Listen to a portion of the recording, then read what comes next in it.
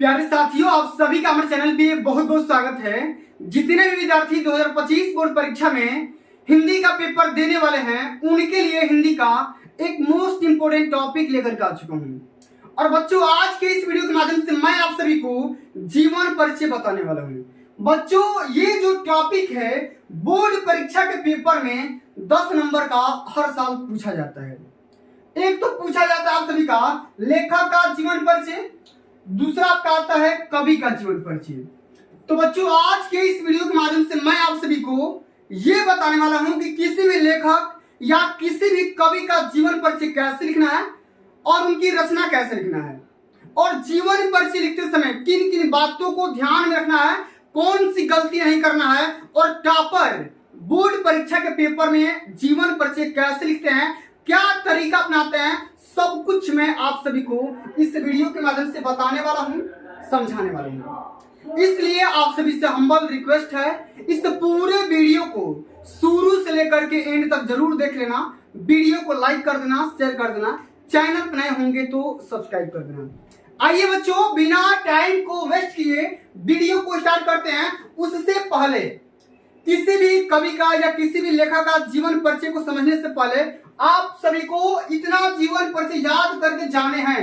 अगर आप अपने माँ बाप के सपनों को साकार करना चाहते हो, पूरा करना चाहते हो, तो भैया आप अभी तुरंत आप इतना टॉपिक पे जीवन परिचय तैयार करके चले जाओ, क्योंकि अब की बार पेपर जो ही बनेगा उसमें ये जीवन परिचय पक्का मिलेगा। इस बात की मैं 200% गारंटी दे सकता हूं, ठीक है ना।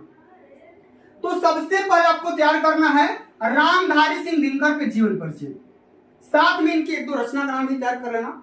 उसके बाद आचार्य रामचंद्र शुक्ल के बारे में जीवन परिचय तैयार करो, इनकी रचना का भी नाम याद करो। उसके बाद से जयशंकर प्रसाद के जीवन परिचय, साथ में रचना तैयार कर लेना। उसके बाद से भगवत शरण उपाध्याय का भी जीवन परिचय आपको तैयार करना है, और साथ में 1 से लेकर के 2 रचना का भी नाम याद करना है, क्योंकि पेपर में पूछा ही जाता है, ठीक ना। उसके बाद से तैयार करना है आचार्य हजारी प्रसाद द्विवेदी के बारे में जीवन परिचय, साथ में इनकी 1 2 रचना का नाम, ठीक है। तो भैया मैं आप सभी को बताऊंगा कि रामधारी सिंह दिनकर का जीवन परिचय कैसे लिखना है और इनकी रचना का भी नाम बताऊंगा, ठीक है। परेशान नहीं होना है, पहले ये देख लो कि कवि में किनका किनका तैयार करके जाना है। तो सबसे पहले भैया तुलसीदास का जीवन परिचय तैयार करके जाओ, सूरदास का भी तैयार करके जाओ, महादेव वर्मा। जितना मैं जीवन परिचय बता रहा हूँ सारे के सारे क्वेश्चन रिपीटेड है, हर साल पेपर में छपते हैं भाई, हर साल। कोई भी रिकॉर्ड उठा करके देख लो, कोई भी पेपर उठा करके देखो, ये पक्का पूछा जाएगा। सुमित्रा नंदन पंत का भी तैयार करना है, और साथ में रसखान जी का भी तैयार करके जाना है। तो भैया इतने आप सभी को टॉपिक पे जीवन परिचय तैयार करके चले जाने हैं, अगर आप 10 नंबर स्कोर करना चाहते हो तो, ठीक है ना। अब आइए बच्चों, हम ये समझते हैं कि बोर्ड परीक्षा में जीवन परिचय कैसे लिखना है, ठीक है ना। जीवन परिचय तो जीवन परिचय तो लिखेंगे यहाँ पे लॉन्ग में, ये तो तरीका है लिखने का, लेकिन उससे पहले हमें शॉर्ट में समझना होगा, क्योंकि पेपर में और शॉर्ट में कहीं साइड में लिख देते हो तो इससे क्या होगा, एग्जामिनर पे बोझ कम पड़ेगा और नंबर देने में आसानी हो जाएगी। तुरंत इसको नहीं पढ़ेगा, साइड में पढ़ लेगा, पढ़ करके वहीं से मार्क कर देगा, पूरा नंबर दे देगा। तो आइए बच्चों, सबसे पहले हम रामधारी सिंह दिनकर, यहाँ पे देखो फोटो लगा हुआ है इनका, पहचान भी लो, इसी तरह दिखते हैं, ठीक है। तो इनका पूरा नाम अगर बोलेंगे तो रामधारी सिंह दिनकर ही है, ठीक है, इनका पूरा नाम। अगर आगे हम बात करने का प्रयास करेंगे भाई, तो इनका जो जन्म होता है 23 सितंबर 1908 ईस्वी को होता है, ठीक है। 23 सितंबर 1908 को होता है। बेगूसराय जिले के सिमरिया नामक ग्राम में होता है, ग्राम स्थान भी याद कर लेना। साथ इनके पिता का नाम रवि सिंह, माता का नाम मनरूप देवी, और इनकी एक रचना का नाम याद कर लो, रेणुका या हुंकार, इन्हीं की रचना है रामधारी सिंह दिनकर का। और इनकी जो मृत्यु होती है वो होती है 24 अप्रैल 1974 ईस्वी में। तो ये आपको टॉपिक याद करना है, पूरा नाम, जन्म, जन्म स्थान, पिता, माता, कृतिया, मृत्यु, 4-5 टॉपिक है, साइड में लिख देना, वरना फिर नंबर तो कट जाएंगे, ठीक है ना। तो ये चीज जरूरी हो जाता है भाई, क्योंकि बोर्ड भी कहा है साइड में लिखने के लिए। अब आइए भाई थोड़ा सा डिटेल में समझ लेते हैं इनके जीवन परिचय के बारे में। और आप इस आइडिया के साथ लिखते हो तो आपका एक भी नंबर ना कटेगा, पूरा का पूरा नंबर मिलने वाला है। तो आइए समझते हैं। सबसे पहले क्या करना होगा, आपको ब्लैक पेन से यहाँ पे हेडिंग लगाना होगा जीवन परिचय।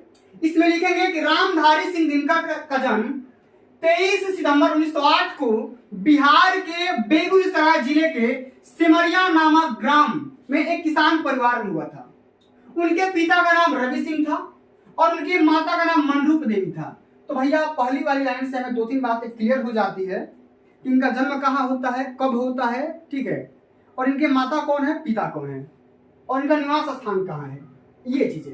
आगे लिखेंगे कि रामधारी सिंह दिनकर जी प्रारंभिक शिक्षा अपने गांव में ही समिति साधनों के बीच हुई थी। इसके बाद वह उच्च शिक्षा के लिए पटना चले गए और पटना विश्वविद्यालय से उन्होंने वर्ष 1932 में बीए में स्नातक की डिग्री हासिल की। वर्ष 1947 में भारत की स्वतंत्रता के पश्चात रामधारी सिंह दिनकर ने मुजफ्फरपुर के एक कॉलेज में हिंदी के विभागाध्यक्ष के रूप में कार्य भी किया।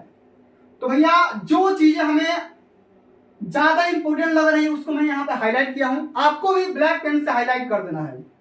इसके बाद वर्ष 1952 में उन्होंने राज्यसभा सदस्य के रूप में चुन लिया गया, ठीक है, जहां उन्होंने 3 कार्यकालों तक अपना अहम योगदान दिया, ठीक है। फिर उन्हें भागलपुर विश्वविद्यालय में कुलपति के रूप में नियुक्त किया गया और इसके 1 वर्ष बाद ही भारत सरकार ने उन्हें अपना मुख्य हिंदी सलाहकार बना दिया। तो हिंदी सलाहकार इंडिया गवर्नमेंट के थ्रू बना दिया गया इनको। यहाँ इन्होंने 1965 से लेकर के 1971 तक कार्य किया। वही 24 अप्रैल 1974 को हिंदी साहित्य के इस महान लेखक का चेन्नई तमिलनाडु में इनका निधन हो जाता है।